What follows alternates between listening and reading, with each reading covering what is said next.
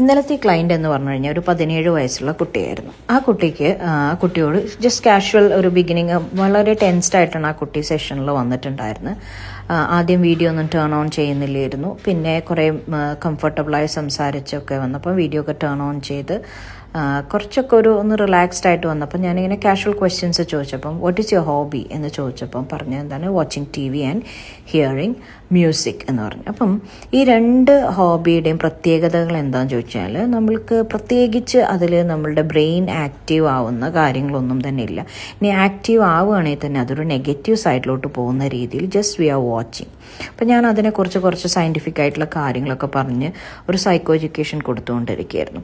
അപ്പോൾ അതിൻ്റെ ഭാഗമായിട്ട് നമ്മൾക്ക് മറ്റുള്ള ടീനേജേഴ്സിനോടായാലും മുതിർന്നവരോടായാലും പ്രത്യേകിച്ച് മെൻ്റൽ ഹെൽത്ത് മേഖലയിൽ നിങ്ങൾ സ്ട്രഗിൾ ചെയ്യുന്ന ഒരാളാണെങ്കിൽ അല്ലെങ്കിൽ ഡിപ്രഷൻ ആങ്സൈറ്റി ഒക്കെ ഉണ്ടെങ്കിൽ തീർച്ചയായിട്ടും നിങ്ങൾ വാച്ച് ചെയ്യുന്ന കോണ്ടൻസ് അല്ലെങ്കിൽ നിങ്ങൾ കേൾക്കുന്ന സംഗീതം ഇതൊക്കെ എന്താണ് അത് നിങ്ങളുടെ ബ്രെയിനിൽ ഉണ്ടാക്കുന്നതെന്നുള്ള അതിൻ്റെ ഒരു സയൻറ്റിഫിക് സ്റ്റഡി നമ്മുടെ AMCC വാട്സപ്പ് ചാനലിൽ ഇപ്പോൾ പോസ്റ്റ് ചെയ്തിട്ടുണ്ട്.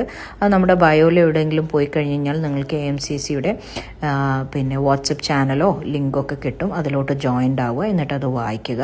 അപ്പോൾ മെയിനായിട്ട് നമുക്ക് മനസ്സിലാവുന്ന ഒരു കാര്യം, ഇത് പലരും ഒരു കലാരൂപം എന്നുള്ളൊരു വ്യാപമായിട്ട് നമുക്ക് അതൊന്നൊരു ആശ്വാസം ചിലർക്കൊക്കെ കിട്ടുമായിരിക്കും.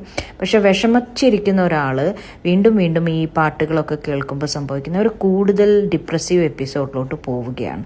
അവരുടെ വികാരങ്ങൾ ഹൈറ്റൻഡ് ആവുകയാണ് ചെയ്യുന്നത്. പ്രത്യേകിച്ച് പാട്ടിലെ കോണ്ടൻറ്റ്സ് എന്തൊക്കെയാണ്, അതായത് അശ്ലീലവും അതുപോലെ തന്നെ ചില ഗാനങ്ങളിൽ നമുക്കറിയാം അശ്ലീലവും നിറഞ്ഞതും അക്രമപരവുമായിട്ടുള്ള പല ഉള്ളടക്കങ്ങളുള്ള, പ്രത്യേകിച്ച് കുട്ടികളിലും യുവാക്കളിലും ഒക്കെ അവരുടെ ചിന്താഗതികളെ പോലും അല്ലെങ്കിൽ പെരുമാറ്റത്തെ പോലും വളരെ നെഗറ്റീവായിട്ട് ബാധിക്കുന്ന രീതിയിൽ ചില പാട്ടുകളൊക്കെ ഉണ്ട്. അതുപോലെ തന്നെ വളരെ അമിതമായിട്ടുള്ള ശബ്ദോപകരണങ്ങളൊക്കെ വെച്ചിട്ടുള്ള സംഗീതങ്ങൾ കേൾക്കുന്നത് ഈവൻ ഇയർ ഡ്രംസിനൊക്കെ പോലെ കേൾവിശക്തിയൊക്കെ ഒക്കെ തന്നെ നന്നായിട്ട് ബാധിക്കുന്നുണ്ട്. അതുപോലെ തന്നെ നമ്മുടെ നെർവസ് സിസ്റ്റത്തിനെ അത് ദോഷകരമായിട്ടുള്ള മാറ്റങ്ങൾ വരുത്താൻ ഇടയാക്കുന്നു. അതുപോലെ തന്നെ നമ്മുടെ സമ്മർദ്ദം, സ്ട്രെസ്സ്, ഉത്കണ്ഠ, ഉറക്കക്കുറവ് എന്നിവയൊക്കെ ഇത് ഹൈറ്റൻഡ് ആക്കുന്ന ഒരു പ്രത്യേക കാര്യമാണ് ഈ മ്യൂസിക് എന്ന് പറയുന്നത്. അതുപോലെ തന്നെ നമ്മൾ ദുഃഖകരമായിട്ടിരിക്കുകയാണെങ്കിൽ വളരെ അക്രമപരമായിട്ടുള്ള കാര്യങ്ങൾ കേൾക്കുക അല്ലെങ്കിൽ സംഗീതം കേൾക്കുന്നതൊക്കെ എന്താണ് ദീർഘകാലത്തേക്കുള്ള മാനസികാരോഗ്യ പ്രശ്നങ്ങൾ ഉണ്ടാക്കും.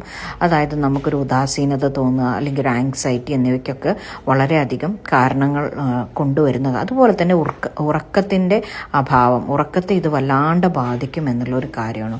അപ്പോൾ തീർച്ചയായിട്ടും നിങ്ങളിത് മനസ്സിലാക്കുക.